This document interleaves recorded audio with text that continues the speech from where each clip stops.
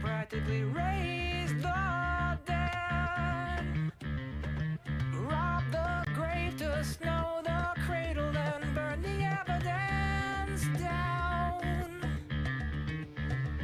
Soapbox house of cars and glass, so don't go tossing your stones around.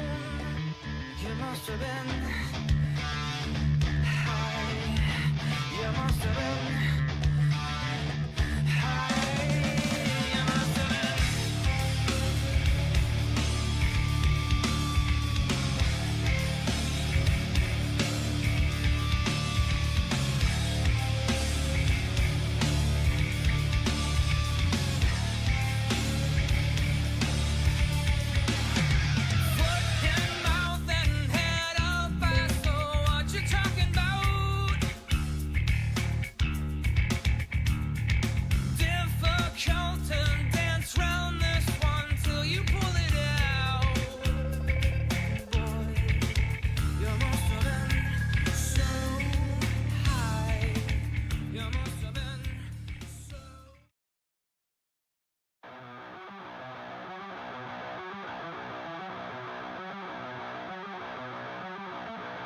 Hold your breath and count to 10.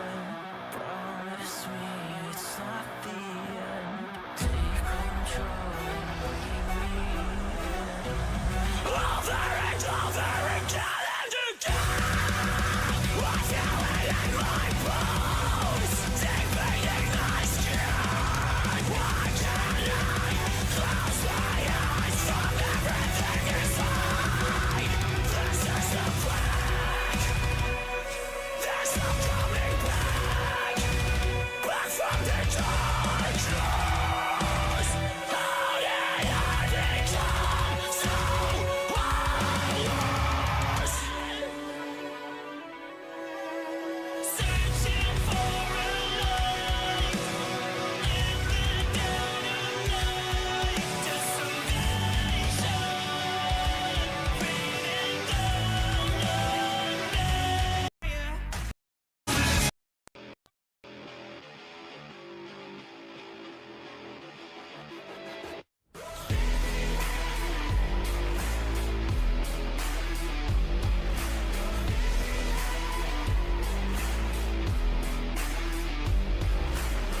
I'm a savage, I'm a fighter, making noise in the streets. Haymakers like a fire, throwing hooks to a beat. Got my finger on my pulse, it's steady. I was built for the speed. Automatic shift gears, I'm ready. Headstrong, I believe. When I close my eyes and count to 10, all I feel is the adrenaline. And when the pain begins to set, all I hear is, long live the champion. Long live the champion. Call me names, call me reckless. Crash through like a storm. Filled with fury, I'm relentless. Like a soldier at war. Doesn't matter if the world is shaking. I don't flinch, not a sound. And when everyone around is breaking, I'm a stone in the ground. When I close my eyes and count to 10, all I feel is the adrenaline. And when the pain begins to set, all I hear is, long live the champion. Long live the champion.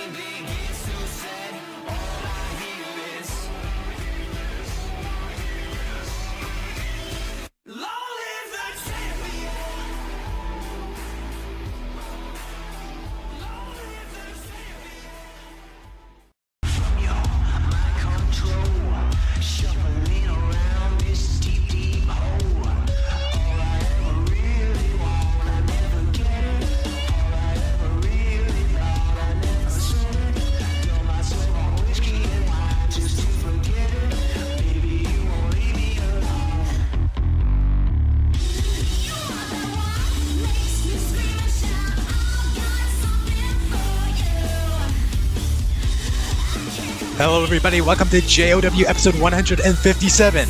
We're a little late, but we're here, and hopefully I'm going to be able to do commentary for a little bit. As you can see, Chris Taylor is here as well. He made it.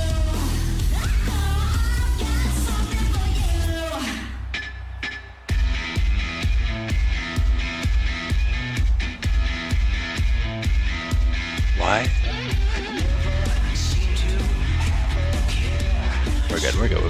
We're good. I am late, yes.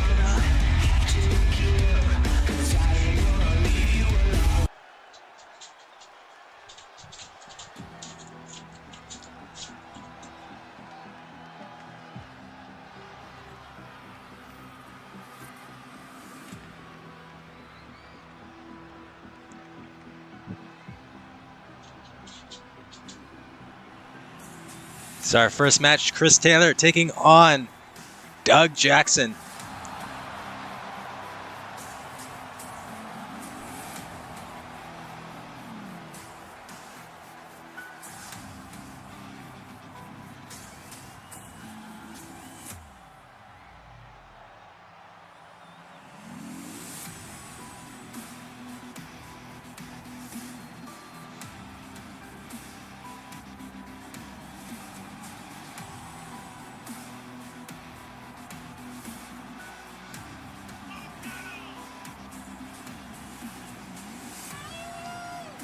I did skip the countdown. I apologize, even though there's not really anyone here to see it. Angel, I think she missed the countdown. I'll never forgive her.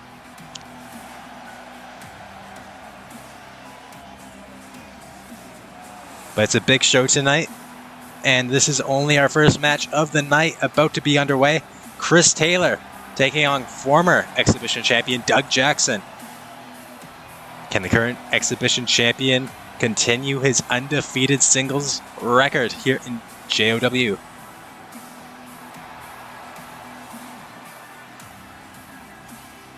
I know you didn't. I knew that.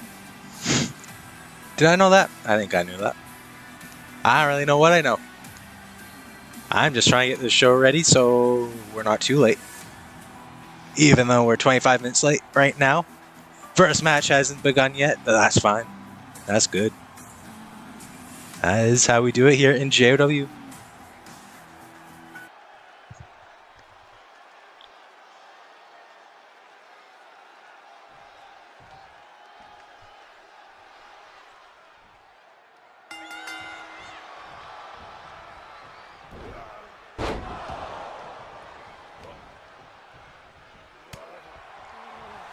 All right, and now Chris Taylor on Doug Jackson.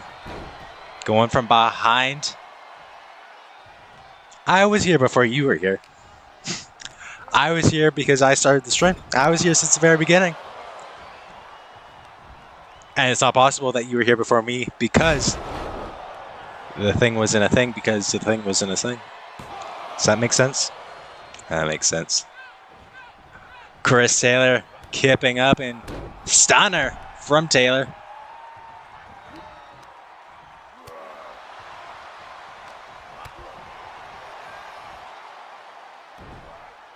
Got that from Taylor Pellet kick, but didn't really do anything to Doug Jackson.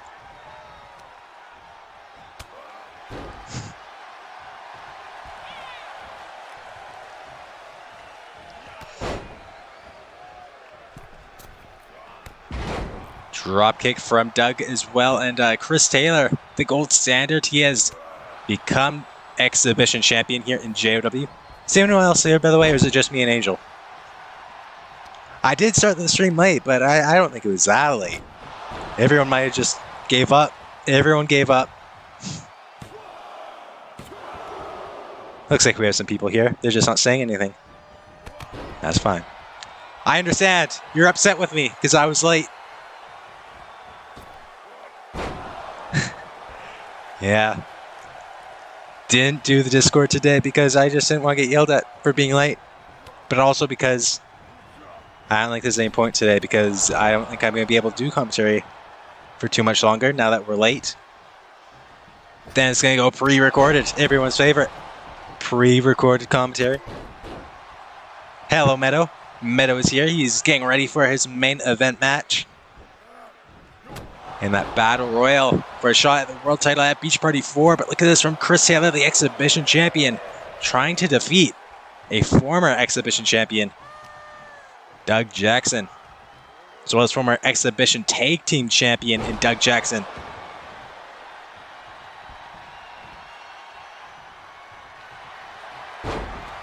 Oh, look at this from Doug. Turning this around into a submission. The legs have been crossed. Will Chris Taylor have to tap out? No, Chris is able to stay in it.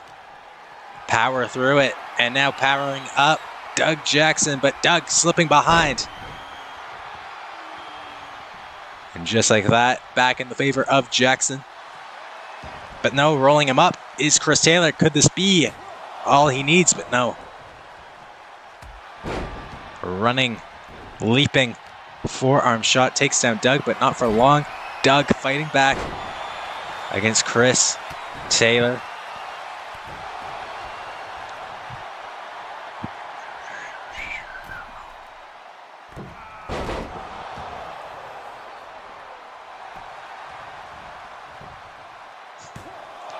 To the cover now is Doug, but kicking out is Taylor. How's everyone doing? How's Angel doing? How is Meadow doing? How is Angel doing? The two besties in the chat. I don't know if there's anyone else here yet. I can check.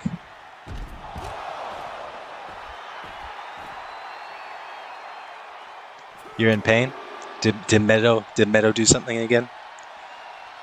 Seems like something that would happen.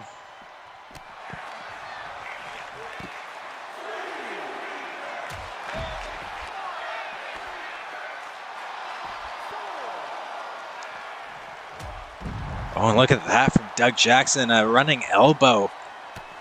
Making Chris Taylor shed the first bit of blood in this match. No?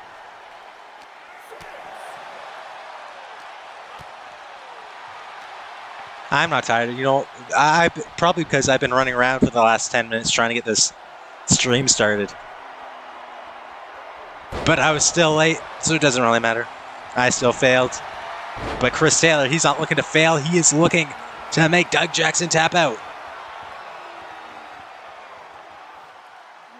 Hello, Ryan Warzone. Preparing for your match against Arthur Dixon later tonight. Anything goes in that match.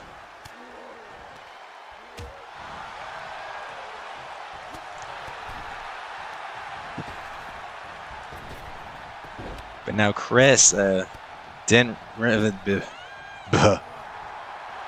Jackson was going for a little run there, but Chris didn't hit whatever he was going for. Will he tap? I don't think so. Are you that far behind? I don't think anyone's gonna tap right here. Unless you're ahead. Maybe you're ahead. Maybe he's going for the submission right here. I don't think so though. I think Chris is going to try putting away by pinfall right here. And he could do it. Could the exhibition champion? 1, 2, 3. That is it. Chris Taylor with a big victory over a former exhibition champion, Doug Jackson, to continue his undefeated record in singles competition since coming to JOW.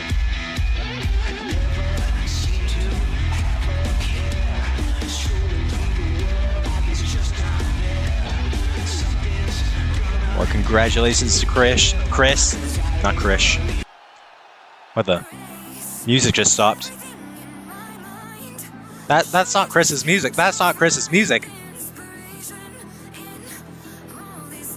I don't know who this is. I don't recognize the music. Somebody. Is that who I think it is? Is that Jason Ramirez? Returning to JOW for the first time since the beginning of this year. Last time we seen him was the exhibition title ladder match. Back in January, the first show of the year. Jason Ramirez has returned to JOW and now is staring down the current and new exhibition champion, Chris Taylor.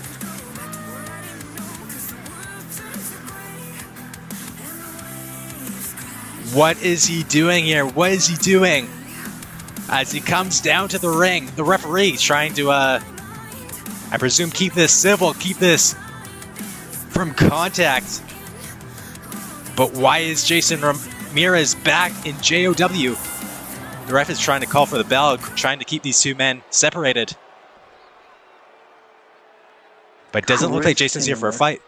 It's nice that we finally have met, but under unfortunate circumstances. You see, Chris Taylor, you have a championship that I never lost, the exhibition champion. Though I am the former reigning, defending exhibition champion, I never lost it fairly. I lost it in a ladder match, and well, we all know how that goes. You don't know if you're really going to win the title or not. But you have a title I never lost, and I want it back. So I am invoking my rematch clause. And where do I want this rematch to happen? How about Beach Party 4? How about we have a match for my title at Beach Party 4, where I can win it back and have myself another nice long reign. I will be awaiting your answer. I'll be seeing you soon.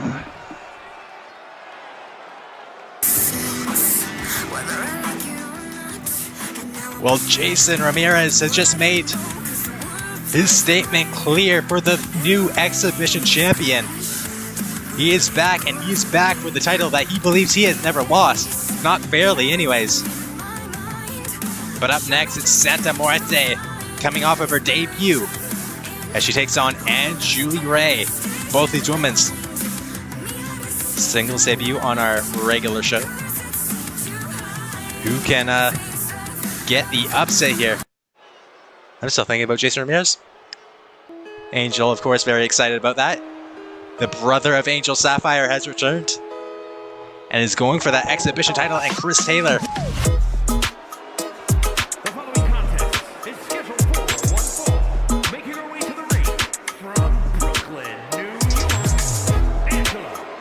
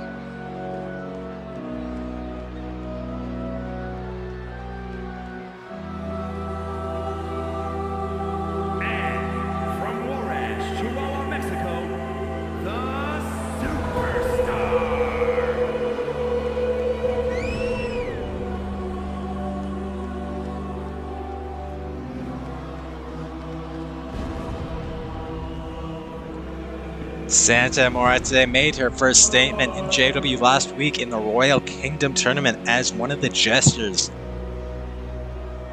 Even though she did not get the victory over Helen Valiant, she proved that she is a very dangerous competitor in that ring, and now, in her second match here in JW, has a chance to get her first victory over the other newcomer, and Julie Ray.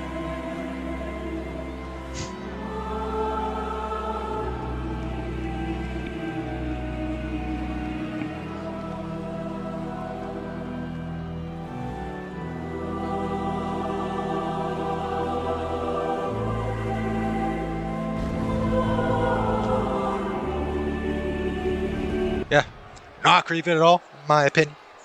Not creepy at all. I have seen creepier. I am not shaking my boots at all right now, I promise you. I would never lie. I would never lie. But if I were Aunt Julie Ray, I would be very scared right now because look at that. Santa Muerte. Straight out of the gate. Going full force against Aunt Julie. No, the music is chill. You know, I listen to that on a regular day. I think it's sunshines and rainbows when I hear that music. She could never frighten me because I'm just too manly man.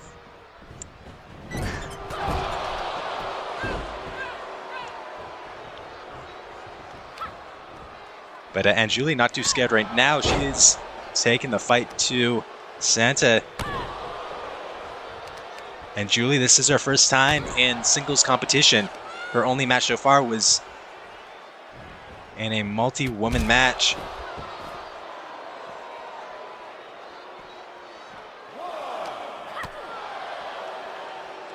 The skull person on now, right?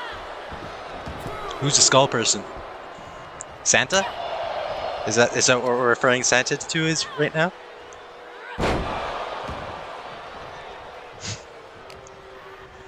There's a lot of skull people, actually. You know, Crimson, he used to wear a skull.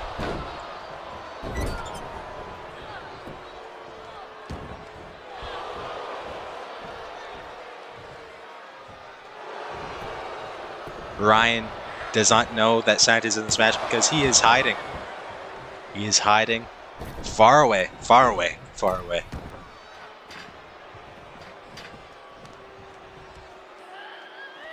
Yeah, we were listening to the music, but then I said, like, how about we skip this? How about we skip the countdown? I was getting tired of your music, to be honest.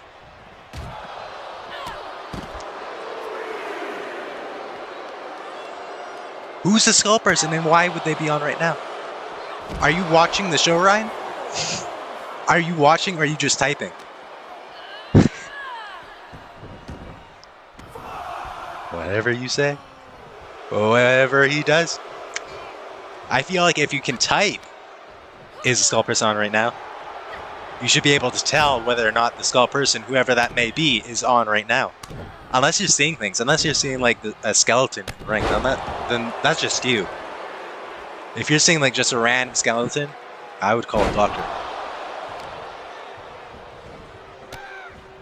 And here is the greatest move of all professional wrestling history. It is a wrist clutch assault.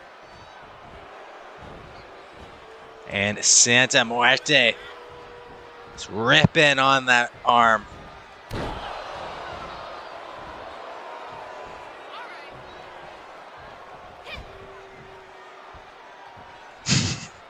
I think he's hacked. I think he might be hacked.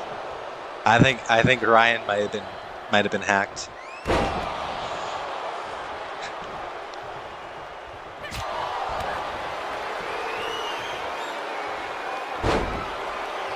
Either that or he's just like an NPC saying the same. What? I think he's watching something else, honestly. I don't think Ryan's okay. What don't I know? Usually Angel can kind of decipher what Ryan's trying to say. I have no idea ever.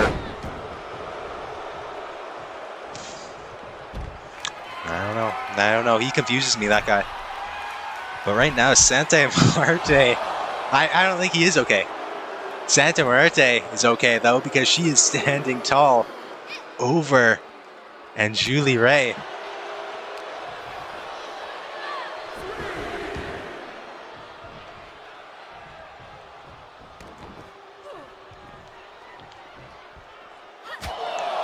But Aunt Julie is fighting back on the outside. A knee to the face.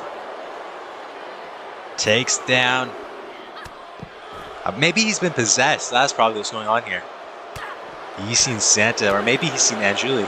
Just the sight of a woman made Ryan go into, like, I don't know. It made him malfunction. Is what happened.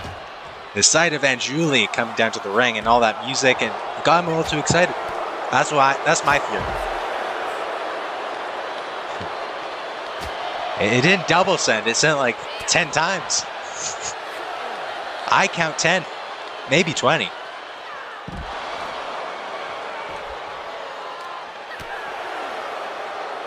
Oh my god, here he goes again. Jeez. Okay, Santa. Power bomb. 1, 2. Kick out at 2. What's this solution? Is that your song? I don't know the names of the songs. I record them, I get them, and I forget. But look at this, they're stalking, and Julie Ray is Santa Muerte. And just baseball kick to the side of the head. That's lights out. Good night. Able to kick out is and Julie Ray. Santa, you can tell she thought that was it. I thought that was it. I don't know if Ryan thought that was it. I think he's in some other world right now. But everyone else thought that was it, except for Aunt Julie Ray.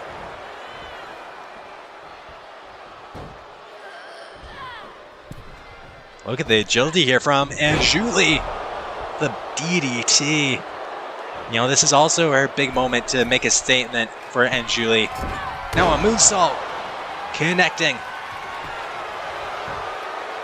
Can you... Ryan, what's going... Are you good? Are you good?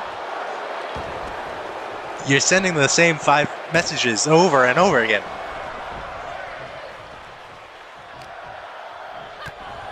I think he's broken. I don't know. The wires have been crossed. He's pulling a James Rage. He's gone robotic. What is a sickness, by the way? I don't know what that is either. But Santa does not care. She is in the cover, kicking out. Strunk. Ryan is having a strunk, my friends. You heard it here first. Chance knows what's up. He's a doctor. I trust him. Ryan is having a strunk. A grunk. Stronky gonky. I think everyone's having a strunk. Hello, Chance, by the way.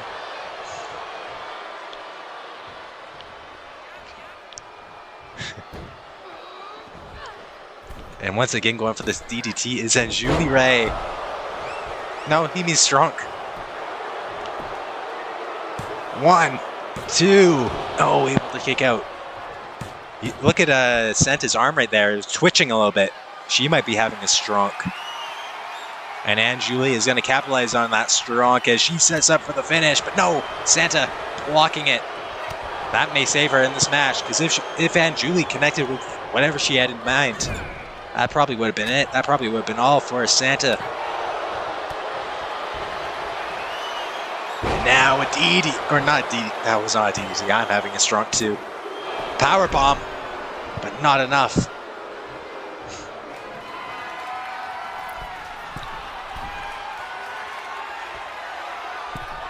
And now it's Santa with a moonsault to the spine. And once again going for this power bomb. That's got to be it if she goes for the cover. Yeah, that's it. I'm counting it. 1, 2, 3. Baby. And now, the very chill music. Doesn't make me scared at all. Not at all. Not at all. I'm good.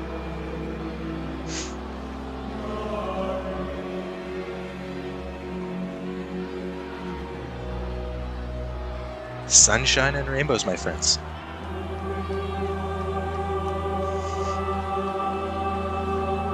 Here is your winner, the Superstar. The Superstar. She doesn't communicate with the ring announcers. That is the kind of creepiness we're dealing with here. She does not communicate much at all. Honestly, I haven't had a conversation with her, and I signed her somehow. Look at that. Oh my god, the tongue. That was too long. That was too long of a tongue. I don't know. That was like a worm or something coming out of the face. Santa Muerte. But now it's time for Dan Holmes to take on TJ Black. Can Daniel continue his good streak he's got going right now, actually? as he continues up that ladder, eyeing up that world title with his briefcase in his hands.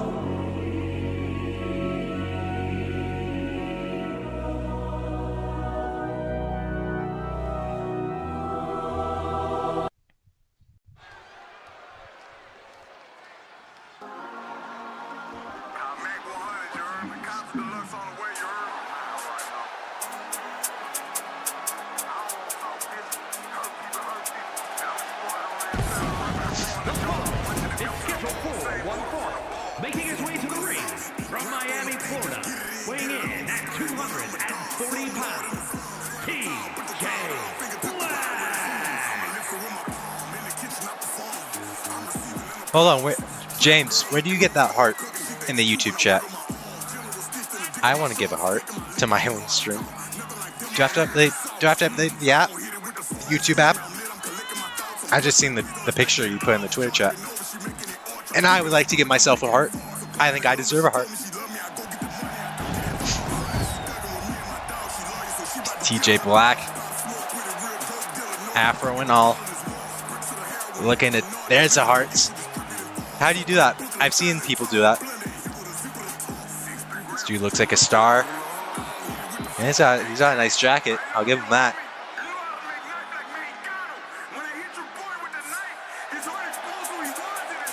I probably have to update it, but I'm not going to do that. Not right now.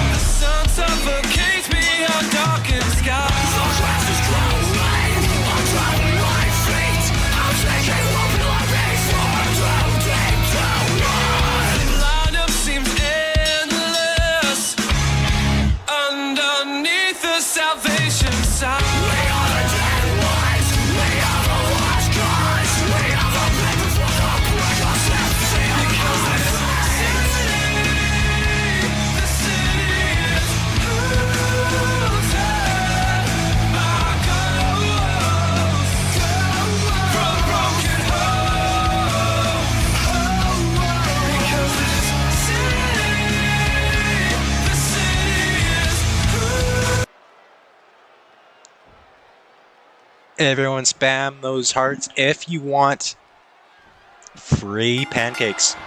I'm not going to give them to you, but you can spam hearts for free pancakes, and someone might. Chef Meadow, he might give you some pancakes, and I wouldn't eat them. I'll be honest, I wouldn't eat any of his pancakes. They're kind of nasty. But TJ Black has a big opportunity here, the unholy one.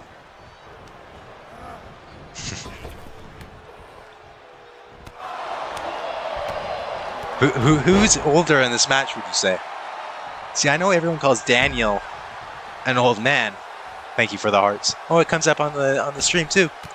I didn't know that.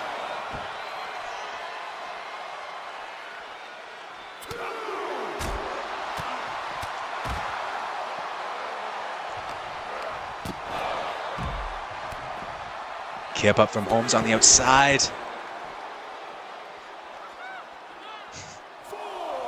Uh-huh. Yeah, you're right. You're right. Your pancakes are just fine. Just fine. Daniel's older? Why would you say that? Just because he's been here a long time? I mean, we're only 3 years old. I don't think he's aged that much, has he? Maybe he just ages faster than the rest of us.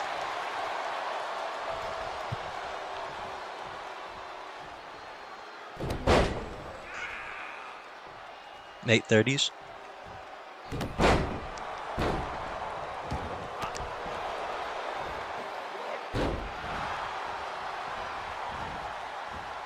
TJ Black has Daniel up.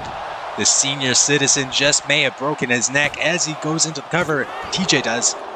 but able to kick out is the old timer.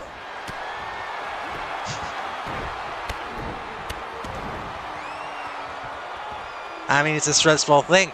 Maybe he is just stressed out. Holding that briefcase is no easy task. He wants to become world champion at some point once again. Just like he was all those decades ago. All those years. Back in his day, he was at the top of JOW. But as times change and these youngins come in like TJ Black, maybe just get stressed out, not able to hold up like he used to.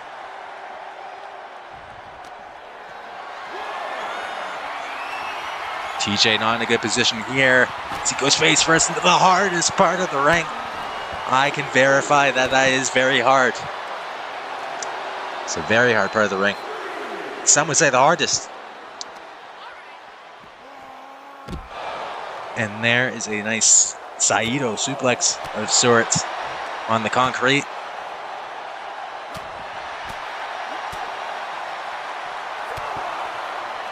I'm very excited for the segment after this. Are you guys ready? Are you guys ready for that twerk off? I'm excited myself. I know you guys might not be, but I've been waiting a long time for the twerk off. Something that I think Tacos can do very well. Count of 8. I'm excited to see who goes out there and twerks with him.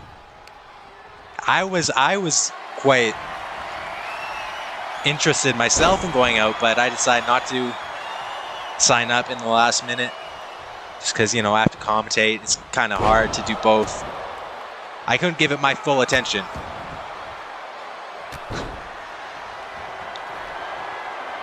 And now Daniel Holmes on the top rope. Not too worried about twerking, but he did mess up with that as TJ Black moving out of the way. And TJ Black now, he's got Daniel Holmes in a bad position, but Canadian Destroyer from the Unholy One. Oh, but kick to the leg. Takes down TJ as he's looking to put this one away. And there it is. The knee strike to the back of the head. That might be lights out for TJ. But kicking out barely. With everything he had left in him. Kicking out of that knee strike.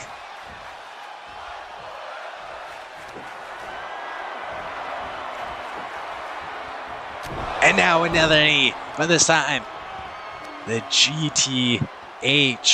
And that move pretty well killed off Justin Case. That's his name. We haven't seen him since. And it might have done the same to TJ Black. No! Last second, being revived there to kick out at 2. Oh, and that knee strike, that one opens up the face of TJ Black. I mean, TJ, he's a good fighter. He's a good competitor. But I don't know how much he can have left. He's bleeding. And you just see him there crumbling down to his feet, to the ground, to the canvas. But doing whatever he can to get back in this fight. Gets out of that. A kick. Stunning. Dan Holmes. Now going underneath. And a Hurricane Rana takes the former world champion down.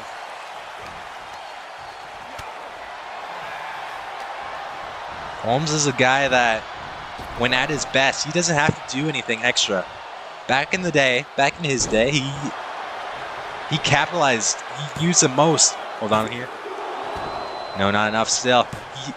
A lot of his offense was just knee strikes, punches, strikes. Nothing too fancy. I feel like the more fancier he got over the years, the less success he had. Perhaps going back to moves like that is all he needs to get back to the world title picture. That is it. That is all.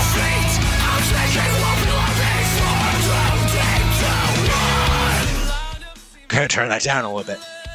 A little loud. A little loud. I'll turn it up a little bit. There you go. Daniel Holmes coming out on top. Over the unholy TJ Black.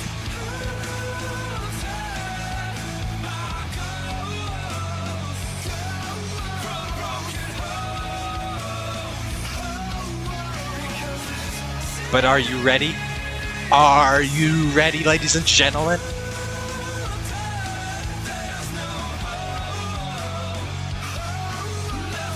Cause I'm ready. Up next, it's the Twerk Off, hosted by Mr. Tacos. I'm excited. Get your popcorn, spam some emojis or whatever in the chat. Some confetti is quite fitting. Maybe some peaches, if that's an option. You know, I'm ready to see some peaches myself in this Twerk Off. First ever time for JW, but first of many, in my opinion. Angel's ready. Meadow, he's more than ready. He's going to be out there himself. Please welcome the minimum male models. Me and my monkey. Me and my monkey. The following contest is headed Yeah. Monkey takes my hand, takes me for a walk, down to the bay, out on the dock. Monkey stands up on the rail and shakes his little ass. He says, What? Look at What? me. What? Wait. Ooh. No. But the twerk off, it was supposed to happen right now. Is that who I think it is, by the way? That's Hoodlum. That's Hoodlum. I didn't recognize him at first. He's gone bald. He's got the buzz cut. Hoodlum. Attacking the founder, the creator, the Minimum Male Models, a group that Hoodlum joined. Hoodlumps, what are you doing?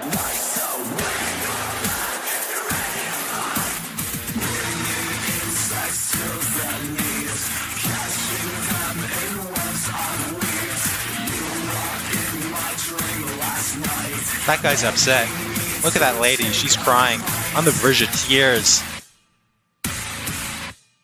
Hoodlumps.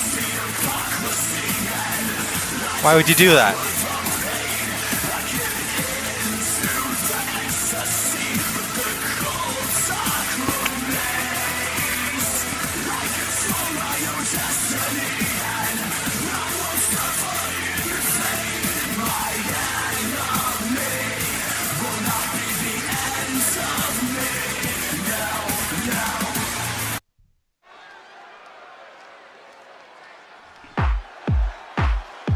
I love that song, you know? And Hoodlumps ruined it for me. I'm upset. I'm on the verge of tears over here.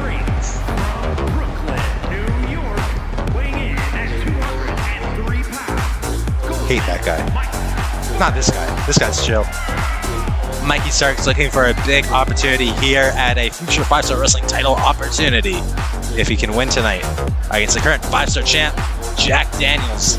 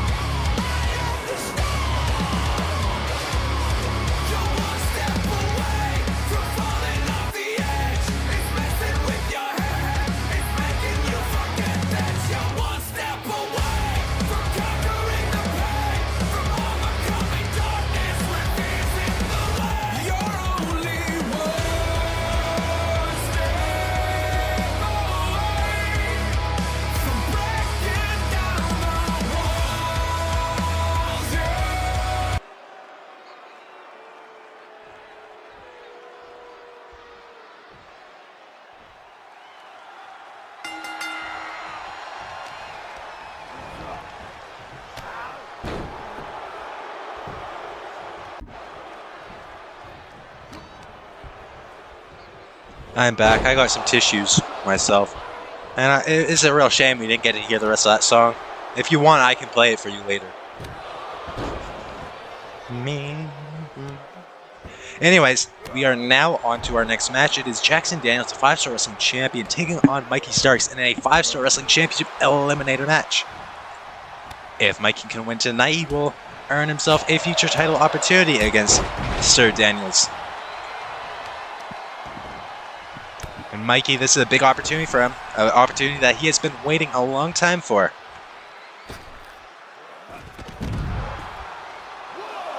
Nice Hurricanrana there from Mikey, taking out the bigger man on the outside of the ring. But now Daniels, look at that. Taking him down hard onto the concrete. I'm also trying to make a tweet. The Taco song is very fire. Yeah, I do genuinely listen to that day to day. You know, I can't go a day without listening to me and my monkey fixing, but look at that from Mikey Starks once again diving out and wiping out the 5-star wrestling champion. This could be a big upset for Starks tonight. Daniels has gone through all the competition so far as champ. You know, retaining his title, defeating the odds at Born for Glory in that 5-star ladder match. Also defeating someone who we do not need to name in what was a huge upset for Jackson Daniels and a true disappointment to all of us at Rise Above Rebel 2 weeks ago.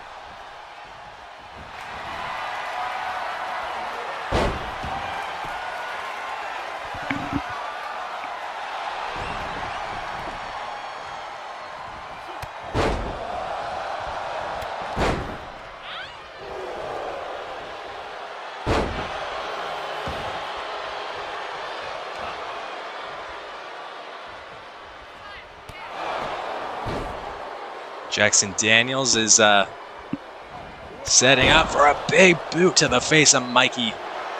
And Mikey now rolling up the champion. Could he get the victory right here? No.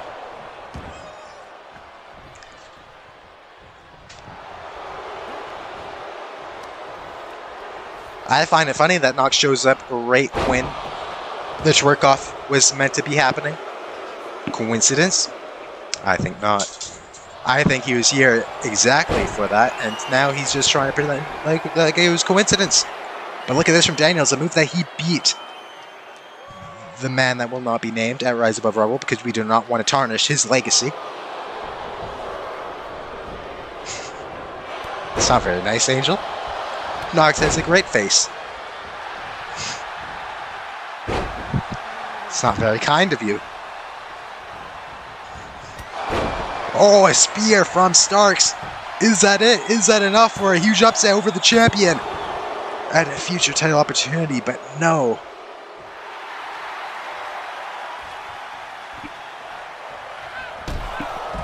Oh, and there, Mikey taking this one back to the outside. So far, it's worked out for him quite well on the outside. Using the ropes to jump on Daniels. The agility advantage for sure in the way of Mikey Starks. Once again, going for a Hurricanrana.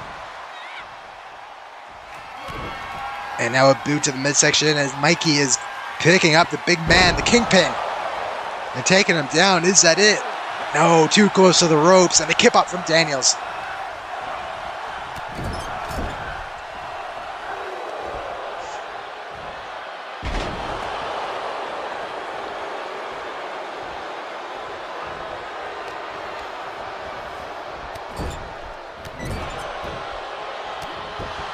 Who do you guys got winning this match? And since you never really answer this question, I'll type it for you so you can read it. You don't even have to listen to anything. I'll say it and read it. So visual learners can get it. You know, if you want to hear it, you can get it that way too. So it's going to be 1 for Daniels, right? And it's going to be 2, which is 1 more than 1, for Mikey Starks. Who's going to get the win? It's about as simple as I can make it. I don't know how else to make you understand. You don't vote on the polls. You don't ask when I say. So now I typed it for you. And Meadow, he's going for Jackson Daniels. And look at that backstabber, though, from Starks. Perhaps 2 is the right number. But look at that from Starks. A boot to the nose. Didn't get all of it. In fact, he probably took just as much damage to his back, his spine, on that landing. But he could have also broken the nose of Daniels on that with the heel of the boot, connecting on the nose of the 5-star wrestling champion. They sent on there from Starks.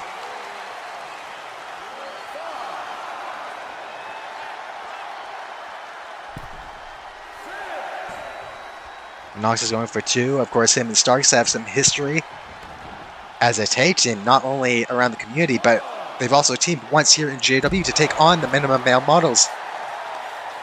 A team that's causing a lot of debate in the chat on YouTube, live here in the corner, in the right-hand corner right there. If you're watching and you don't see the chat, there it is. In case you're blind, it's over there.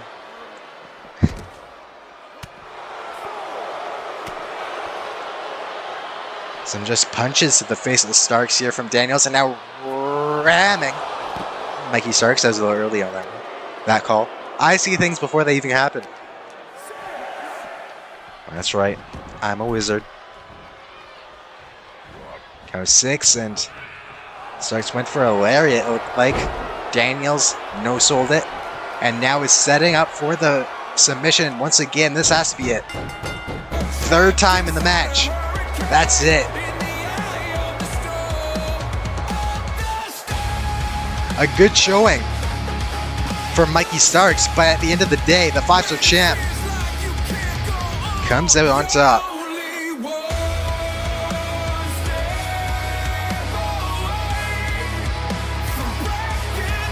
They don't call me the Visionary for nothing.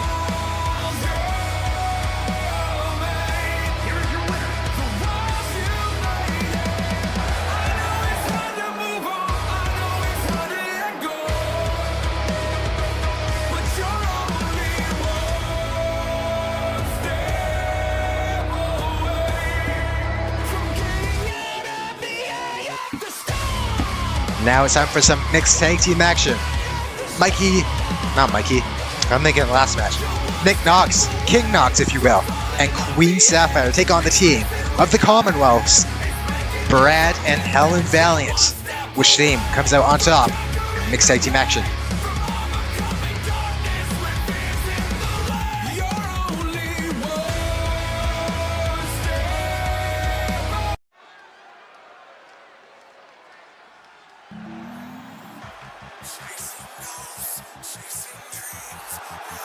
The following contest is scheduled for one fall. Introducing first, from Green Bay, Wisconsin, Helen Valiant.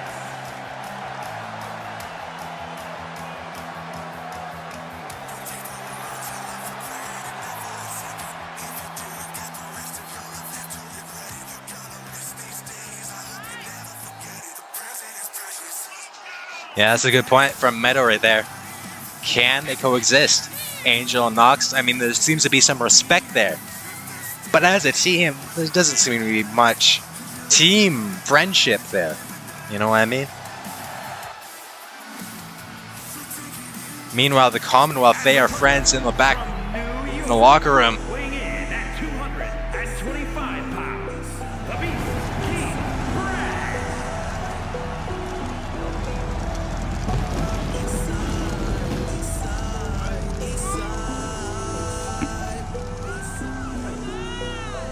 I've been working for my whole life, cooking heat just to balance out the cold nights. I can't eat, but she gobbled up my whole pipe. I'm unique, you could never get a cosign. I've been working for my whole life, 30 bitches deep, but I can only see 5. And from Detroit, Michigan, the Assassin Girl Angel. Hold your breath and count to 10. Promise me it's not the end. Take control and bring me in. All the challenge again. What's going on, my boy?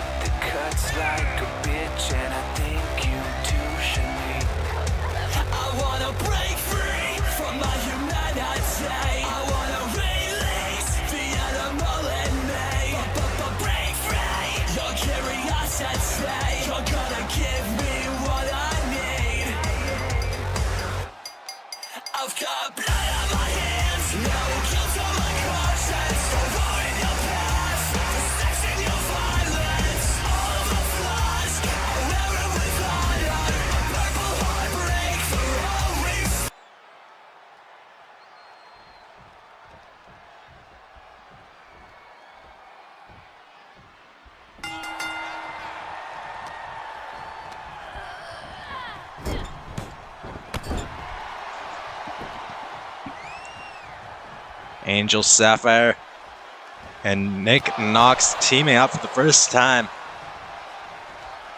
And there seems to be a little tension, perhaps, between the two, because, I mean, just a few moments ago, Angel was calling him a jump scare. His face scares her. It's kind of offensive, in fact. Like, if I were Knox, I wouldn't let that slide, is all I'm saying. But I'm not Knox. Maybe he takes great pleasure in that. He's a scary dude. But Helen and Brad, they get along quite well because they share a locker room in the Commonwealth. Hell was what? Did I miss something? Did something happen? Or were you just scared by the face of Knox as well? Maybe. You know, it is. I get it. I get it. The hell is that? Every time I see Knox, every time I just blink, you know, it's like Knox. Ugh. Yeah, Meadow is, of course, the genius of the chat right now. That is an official title. Meadow can now officially call himself a genius. The smartest man in JOW, the highest quality IQ in JOW, because he is leading in the predictions by 1 point. You could beat him, though. If you want to vote, you could beat Meadow and prove that he is not, in fact, a genius. If he gets this one wrong and you get this one right, you'd both be tied for the genius, and there can only be one. So if you want a shot to become a genius yourself, tell me who you think is going to win. Are you going for the king? Are you going for the queen and their team? Or are you going for the Commonwealth? I'll make it easy again. 1 for the Commonwealth. Let's do that. 1 for the Commonwealth. And 2 for the king and queen.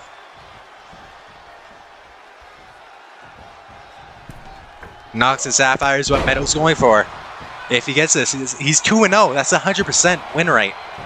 I mean, the facts don't lie. He's a genius if he gets this, and you don't.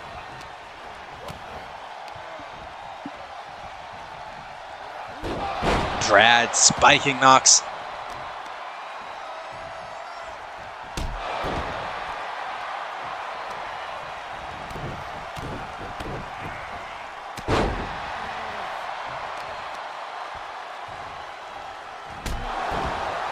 Gaming is going for the Commonwealth. Meadow is going for the king, the queen.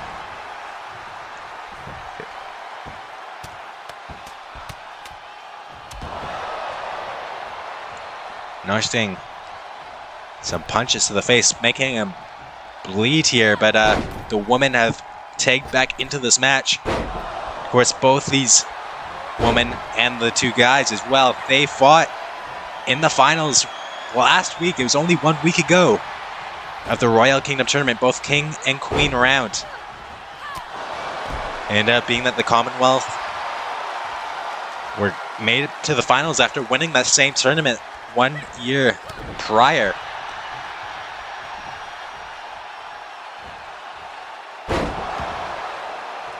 But came up short in the finals to our new king, our new queen. Look at this from not Sapphire. Sapphire didn't do anything there. Sapphire got hit in the face. That's what happened to Sapphire. I think Helen was going to try and break her nose again, like she did last week.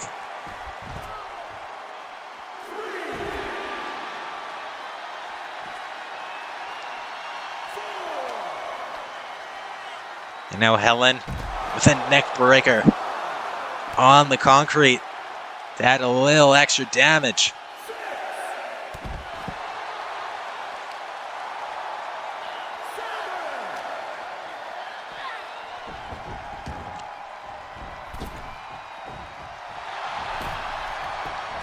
And now into the cover goes Helen Valiant, the former queen, the former exhibition women's champion.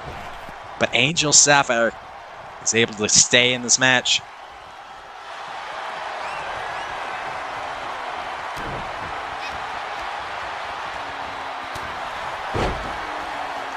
Where Sapphire has got to be a little extra motivated now that she's got some family in the locker room. Some backup if Meadow ever tries to pull anything again. Try and blow up her stuff.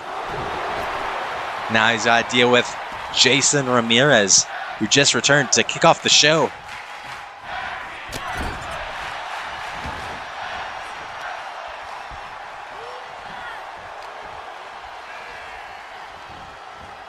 Sapphire puts Helen Valiant in the corner and is working on that arm.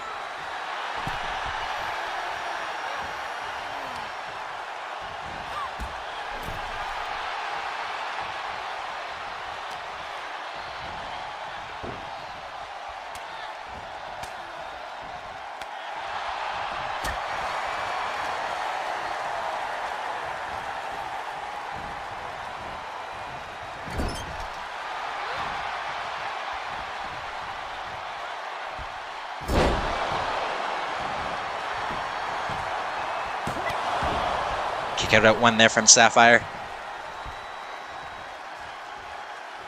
Helen just allowing Angel to get back to her feet, and now looking to hang her up, it looks like. No, use those ropes for a little extra leverage. Tags in Brad, and now Knox is coming in as well to meet him. And he's not waiting. No, got caught there by the forearm of Brad. Angel might look to get involved as well. She thought better of it, doesn't want to get disqualified. Fair enough.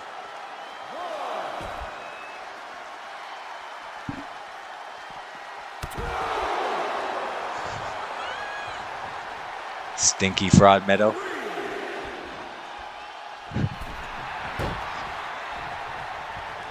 Knox got in there a little quicker than Brad wanted him to.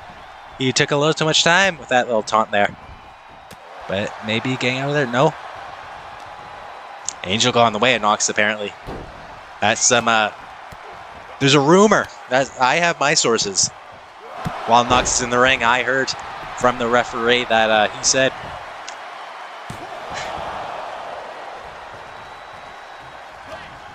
you want to fight who? You want to fight Brad or you want to fight Knox? Because if you want to fight Knox, that's probably not a good thing, considering you're teaming together right now.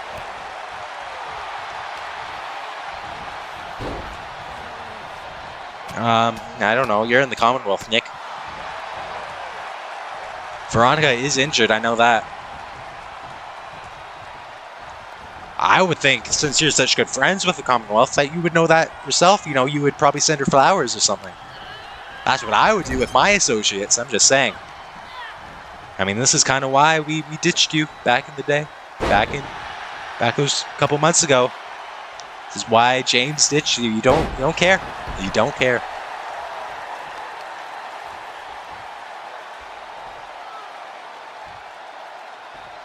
Helen tying up Angel Sapphire.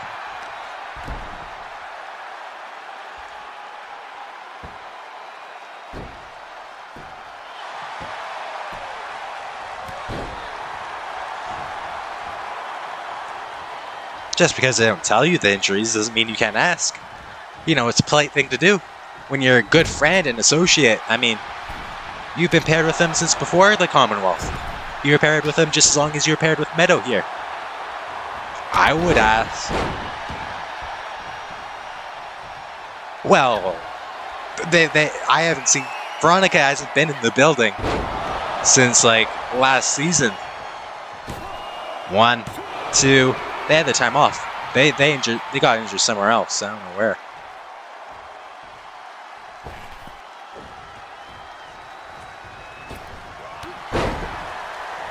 See, Justice Stone, he's a good friend. Even with people he's not friends with, he's a good friend.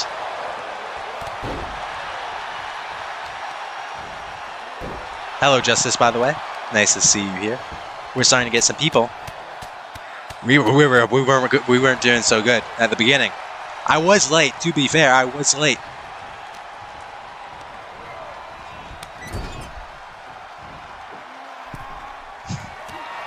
And knocks with a boot to the face of Brad.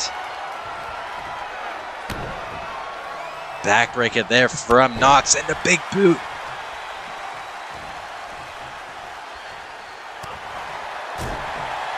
You know, if you want friends here in JW, I heard Tacos was looking. I heard Tacos was searching quite a lot. I mean, he's trying to recruit Adrian Williams I seen yesterday. He'll take it just about anyone. Look at that from Knox. Not something you see often from the big man. The Viking King. Went up top and worked out for him.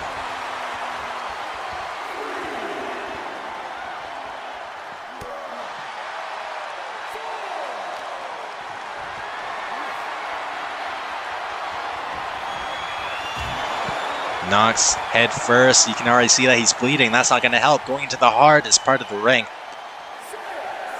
You're still friends with Sexton Stone. He's here. I haven't seen him in a long time. He's got a question mark thing going on.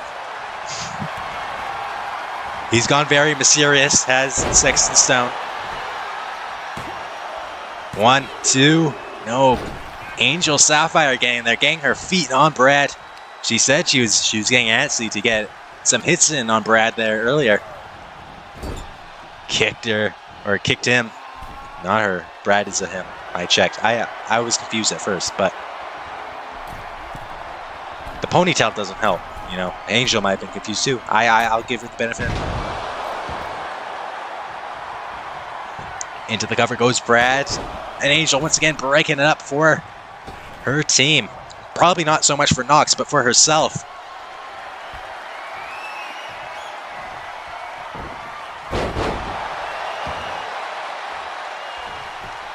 And into the cover now, and again, like a rocket, Angel doing her work here. Before Helen even stepped through the ropes, there was Sapphire ready to break it up. And now the Beast Bomb into the cover, that's got to be it. The only chance here is Angel, and there she is! Like a rocket. The commitment from Angel Sapphire is unmatched. Helen was still trying to get her foot through the rope, and Angel was there. She was there. She's speedy. Angel Gonzalez over here. And now Angel Sapphire, no. Helen going behind with the neck breaker.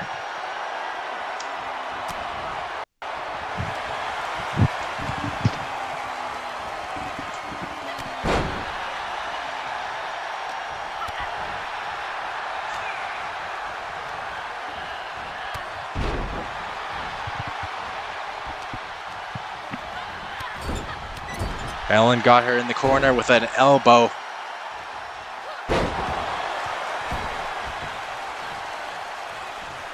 See, Knox is making his way back to the post. Back to his corner.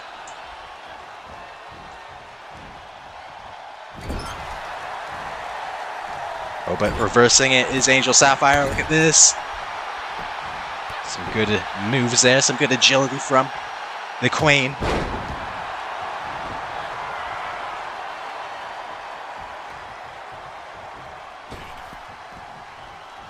And now Brad is back in with Knox, but getting caught by a chokeslam. Just a moment ago, Knox seemed like he was out of this. But a chokeslam from the Viking King. And now once again going back to the top rope with a moonsault. I don't know if I've ever seen Knox do a moonsault before. And I don't think Brad ever wants to see that again as he sets up to finish this once and for all. That's it. 1-0 Queen. Former Queen, Helen Valiant, breaking up the cover, but now Knox is going for it again, trying to spike Brad once again in the same spot. This, I mean, if it wasn't for Helen Valiant, of course, Knox cannot legally get his hands on her. He needs Angel to do that, but, you know, they're not the most they're not on the best terms, him and the Queen. Calling him a jump scare.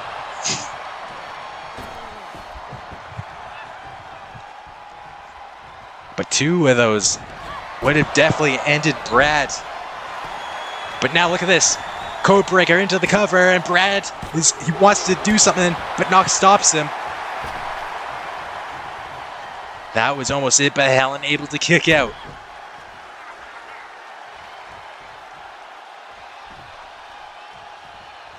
And now setting up for the Black Mass. That's lights out.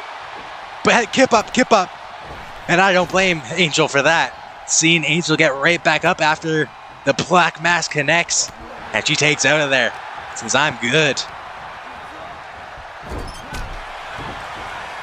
And now Nox going in with a forearm. Nox has been going backstage and has had some heated conversations with Liam Robinson, the leader of the Commonwealth.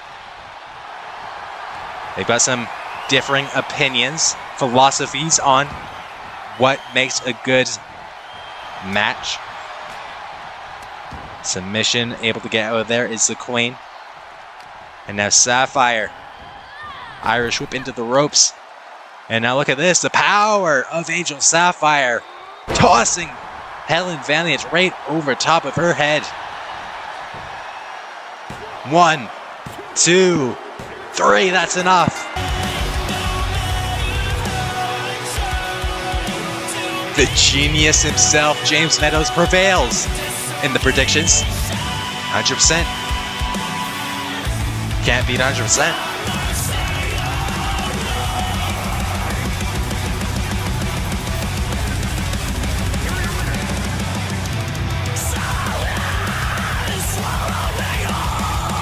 Perhaps a little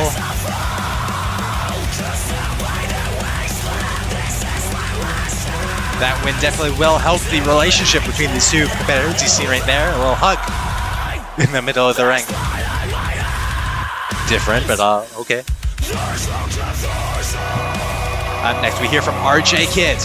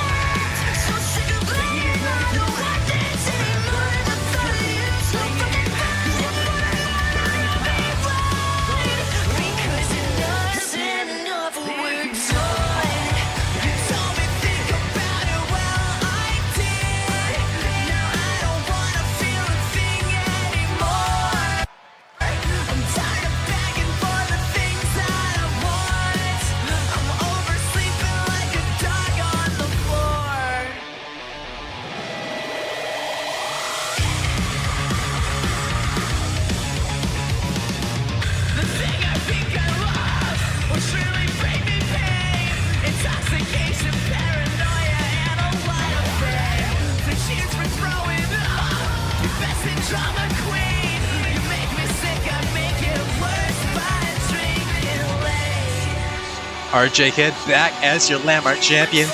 Has some things to get off his chest.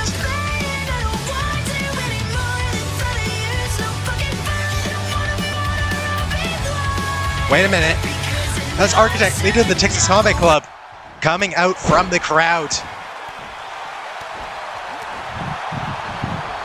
Architect, what is he doing? Wiping out RJ Kidd as he planned on. And now jumping out.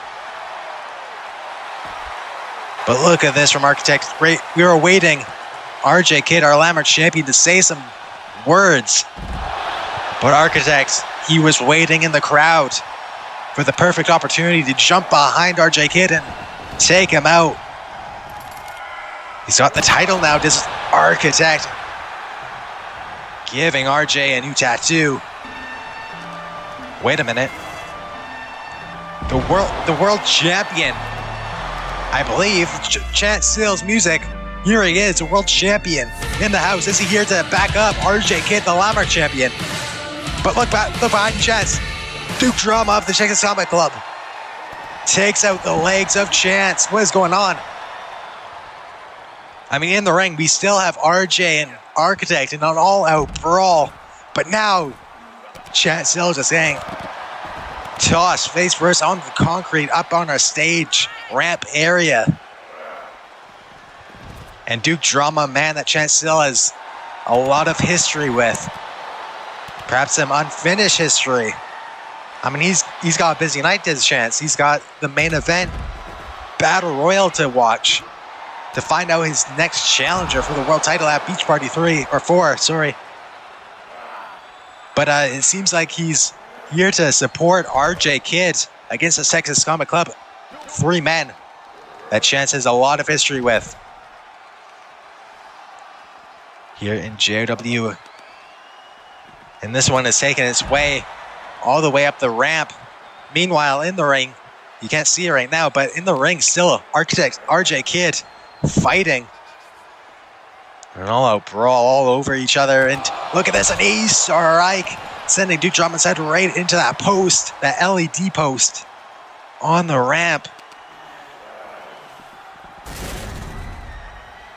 Well, the numbers advantage has been Texas Combat Club's big advantage. And look at this, backstage. Backstage, we can see it's that Jay Williams of the family.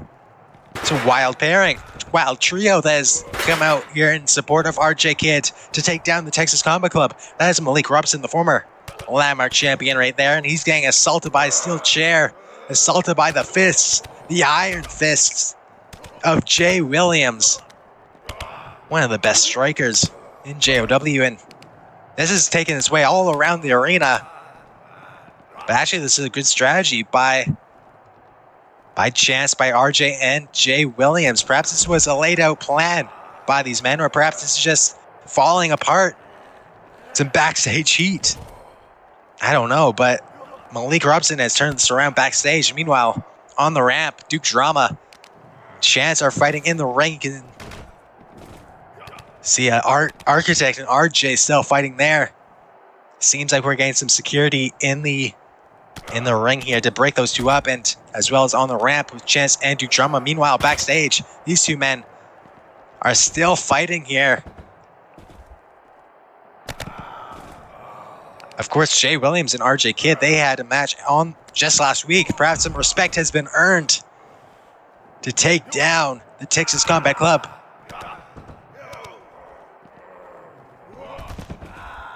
I mean, I'm not going to pretend to know what exactly is going on here, but they've got the numbers advantage taken away.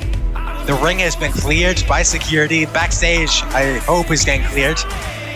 We've got to switch gears to our next match. Is Limb Gaming returning to action with a proven prophecy in his corner as he takes on a friend, former friend perhaps, in Blade.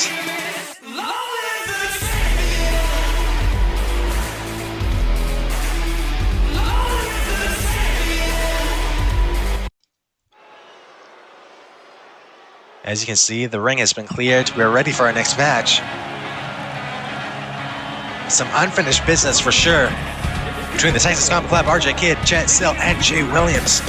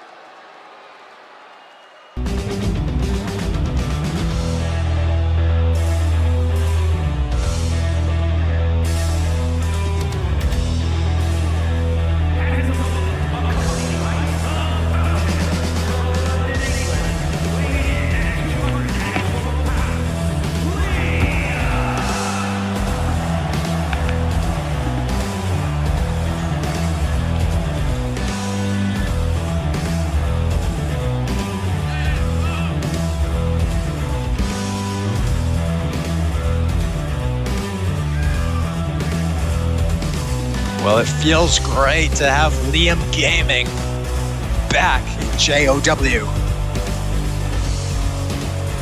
And it seems like he has made his decision. He's backing the Proven Prophecy over longtime friends, longtime allies, the Order.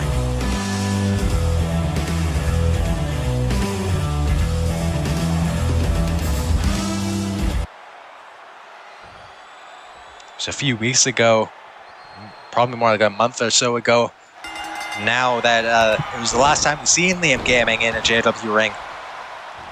It's immediately following Born for Glory.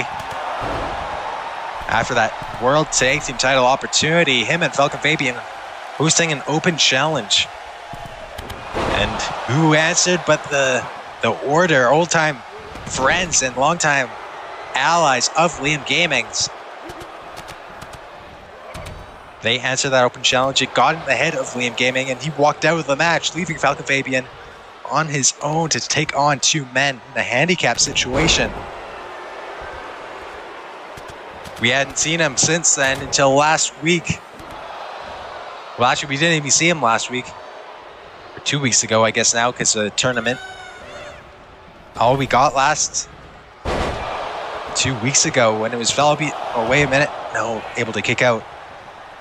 All we got 2 weeks ago was his music playing to distract the Order, and it gave Elijah Casey of the Proven Prophecy the victory in that match.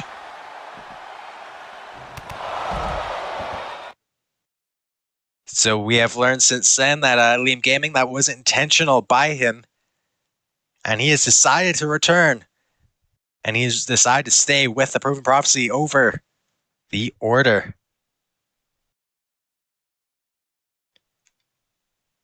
I mean, it had to be a hard decision for Liam Gaming. Two groups that he has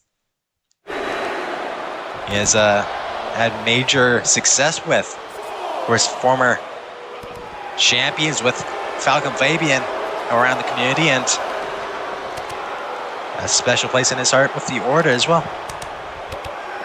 But tonight he's proving that he meant it when he said he was with Proven Prophecy online after that match between, I don't know, was it Blade in action? It might have been Vincento. Either way, no, it was a tag match. It was a tag match 2 weeks ago.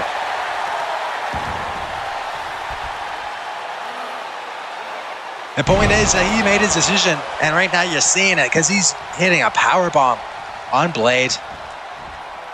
Something he was not doing on the Fallout show of Born for Glory. Something he was not doing in that tag match when he walked out. And he strike, not too concerned is Liam Gaming about the health of his ally, his friend, Blade, right now.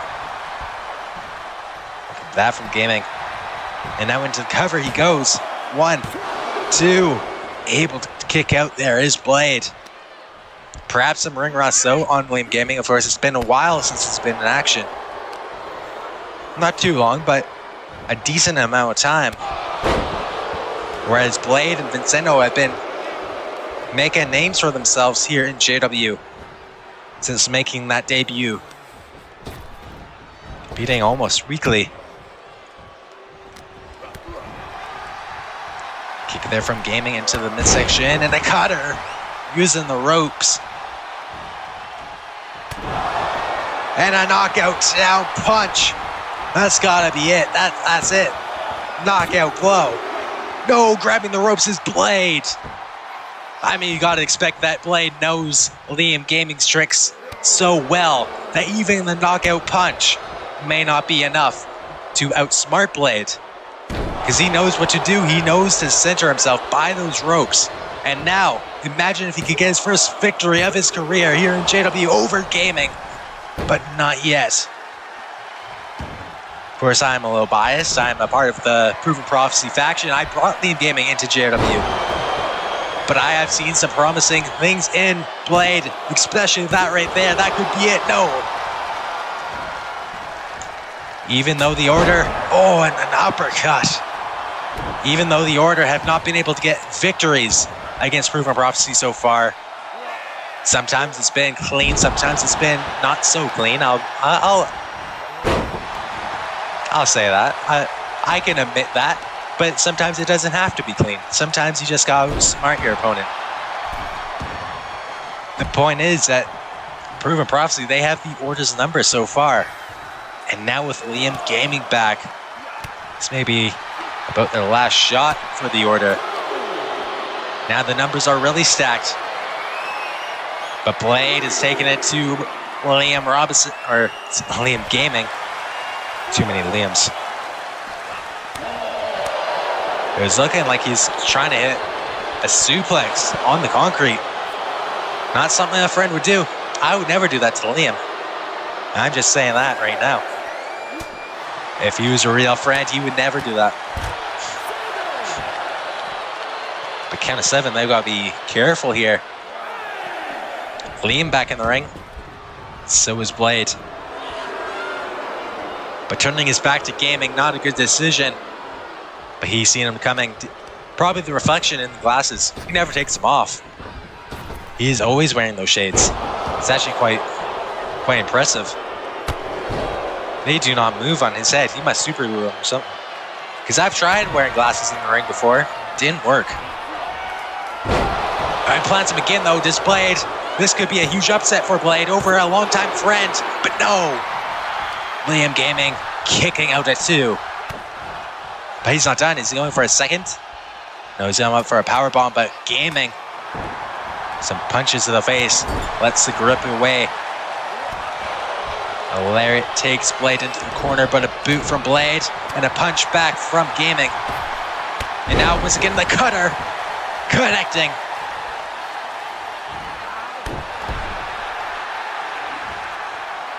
Liam Gaming has so far in his short time in JOW made some big moments, some big victories. And this could be a very personal victory if he can win tonight. Turning his back once again to Liam Gaming. That time he did not see it coming. A DDT plants Blade. 1, 2. No, kicking out at 2. Liam thought that was it. You can see the look on his face, but if that's not going to end it, this will. He's loading up for the finish. DDT. DDT into the 1-2. No. Rope break, too close to the ropes. Like I said, Blade knows him too well. He positioned himself, whether intentional or not, close enough to the ropes for that to count as a rope break. But look at this, he's been busted open, and now the knockout. No, blocked it. Blade blocked the knockout punch. And now got him up. Look at the power in Blade. He knows Liam's tricks. He knows what he's going to bring, and that's what he just did right there, was block his probably the heaviest punch in JOW. Heaviest punch I've ever seen. I've seen it up close and personal before. And it turns your lights out when it connects. Knee strike from Blade. Now he's sitting in the corner, but what is that, a kick or a ankle strike even? I'm not sure, but a knee from Gaming now. It's been a pretty good fight, a back and forth battle. Perhaps the greatest, most offense we've seen from Blade so far. And that's just got to be the passion that is in this match, the personal intensity between these two men. Two friends, like I said. Oh, but what a kick to the face. May have knocked out a few teeth with that kick. And Blade now going for this, what is this, the third time, I believe, in this match. And if this is it, that's a big victory for Blade. 3, that is it.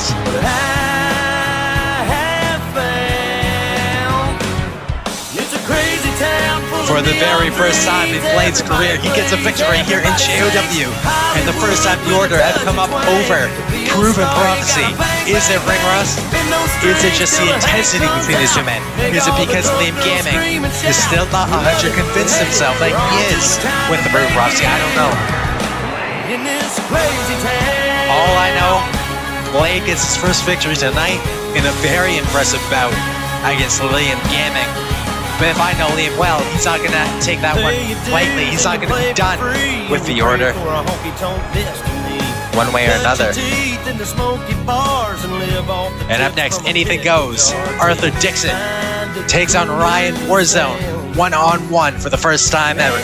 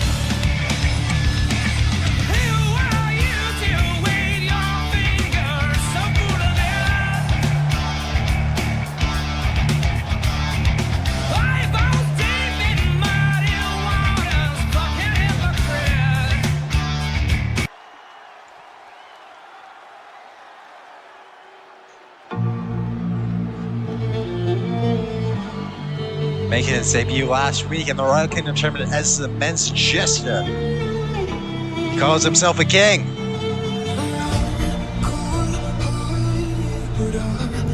And tonight he cannot let Ryan Warzone get in his head.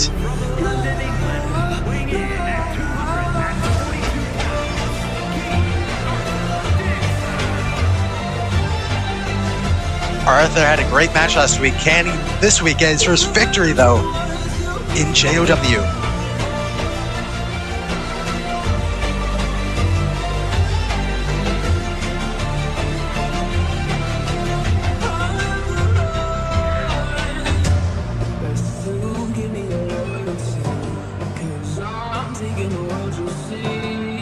They'll be calling me, they'll be calling me royalty.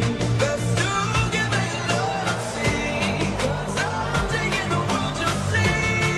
They'll be calling me, they'll be calling me royalty. Calling me royalty.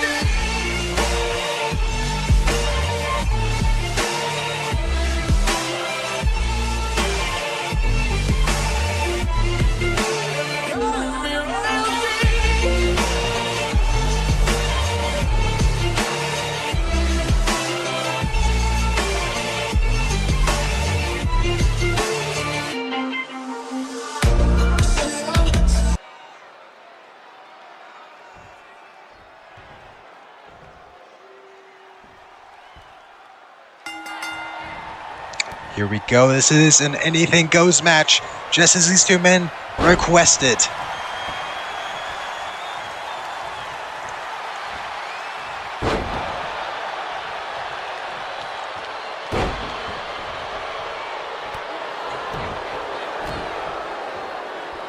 You see, right now it's Arthur Dixon in control over Ryan Warzone, not letting that mask, not letting that new attitude of Ryan Warzone get too in the head early on in this match. He had a great match last week, earning the respect of Brad, the former king of JOW, and of course former world champion as well.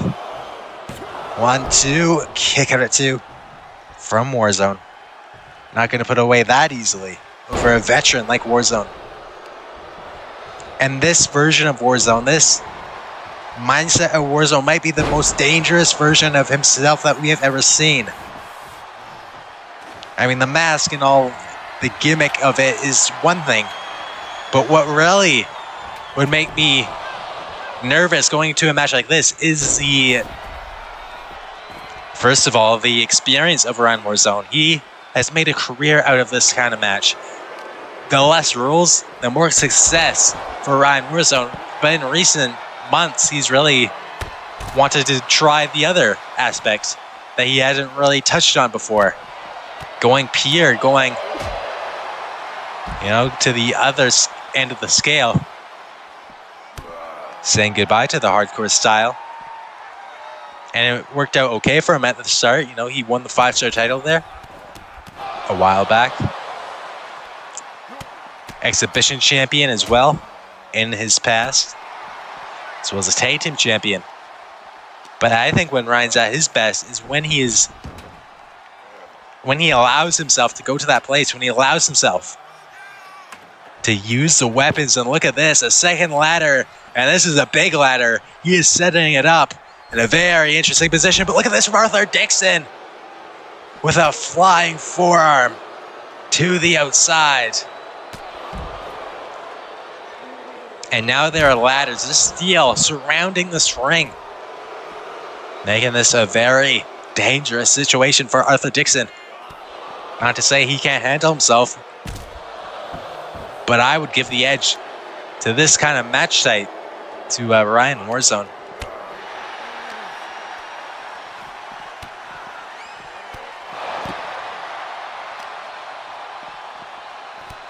And now we're seeing the greatest move in all of professional wrestling history. We love this move. Arthur might not be loving it right now, but us Canadians, we got that taste of what good. We might not agree on much, me and Warzone, but we agree that the WCA, the wrist clutch assault, is a thing of beauty. It's art. It is cinema. It is royalty. That move is. Speaking of royalty, royalty just got hit in the face with steel. Ladder. Right to the head of Arthur Dixon. Now it's Warzone's turn. He's getting set up on that ladder. Arthur just pounding in the chest, telling him to stay. He might have something in mind here as he goes to the top rope. This is good for Warzone. A splash through the ladder. If he wanted the hardcore fight tonight, did Warzone? He's getting it against Arthur Dixon, a man who has got nothing to lose. He just made his debut last week, here to make a statement, here to make a name for himself over a former champion, one of the JOW OGs. an original here. And Ryan Warzone and Arthur, he's getting another ladder. As if that one was not enough. He's getting a second huge ladder, setting up, draping it across the ring and the barricade. I was giving the edge to Warzone in this kind of match. Perhaps I was mistaken, as a pile driver right on top of that ladder could end his night. 1, 2, no! Warzone does not give in just yet. But things are looking good right now for Adrian. He just smashed the face in that leg, that end of the ladder. And look at the face of Warzone right now. It's resting on there. This is brutal from Arthur Dixon. Just pounding his face in there with some punches first and then just slamming it into the sharp end of the ladder. Warzone better be thanking that he decided to wear a mask tonight, because I can't imagine his face is looking too neat right now. A cutter, though, to get back in this fight and into the cover. 1, 2, kick out at 2.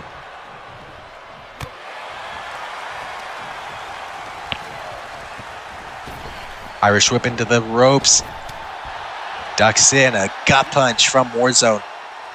Now from behind, Ryan Warzone with looking for a lariat to turn inside out, but Adrian and Warzone are just trading some punches, and this isn't good for Arthur. Did I say Adrian earlier? I'm getting all the names mixed up tonight. Arthur, Adrian's, too many Liams. God. Golly.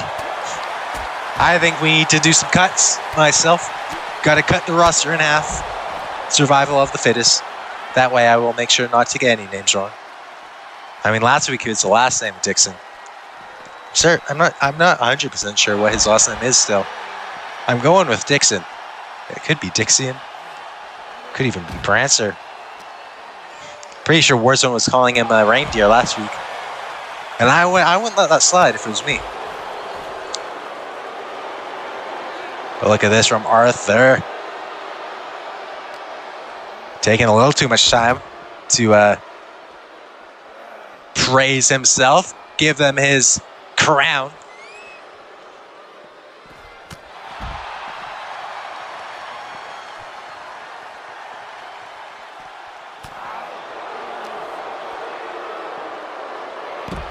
Arthur with a neck breaker on the cement. Even though Arthur didn't get his victory last week against Brad, entering the Royal Kingdom tournament as a jester, he had a great showing. And if you're going to lose your first match, there's not really anyone better to lose to than Brad. Another original here in JW. A man that's been a top name here since the very first day.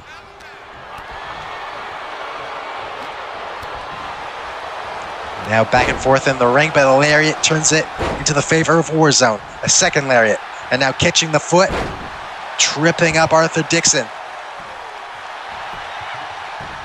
And goes into the cover. He thinks that might be enough. But Arthur says, nah. Arthur says he has more to give.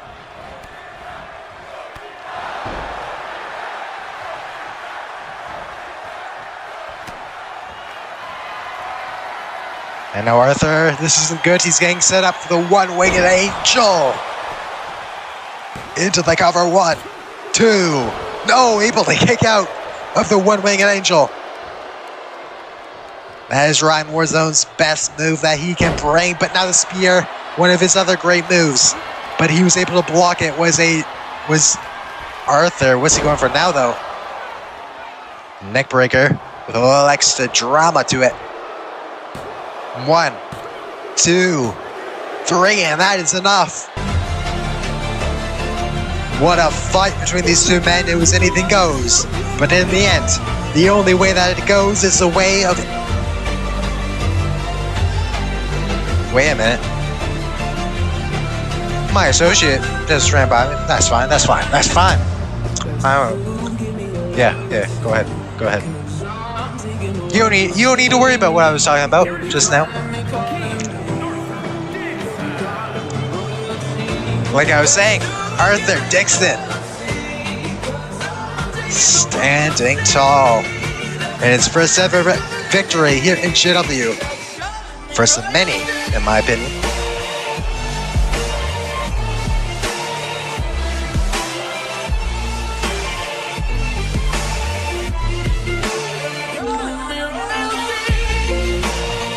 Too bad for Warzone. Truly is an up. Oh, this is a surprise, my friends. Is that KJ? That's my best bro right there. No, KJ, that wasn't the plan. That was not the plan. No. Oh my God. KJ, this isn't how you're supposed to. Well, Warzone, he got a little surprised. He wasn't so surprised, though. I had nothing to do with that. I promise. But it's time for our main event. That was disappointing. That was disappointing just now.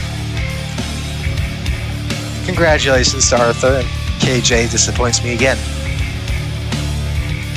It's our Battle Royale #1 contender for the world title. Winner gets a shot at Chancellor at Beach Party 4. Stacked main event.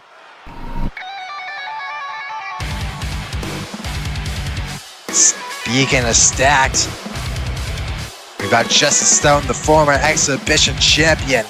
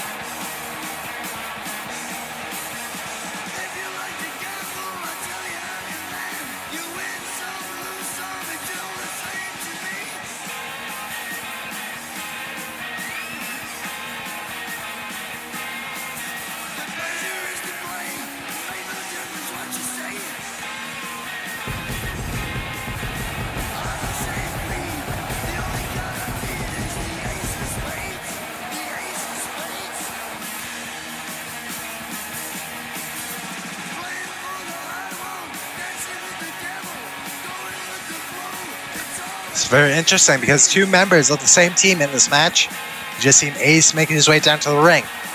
But also, Jason Evans of the House of Cards.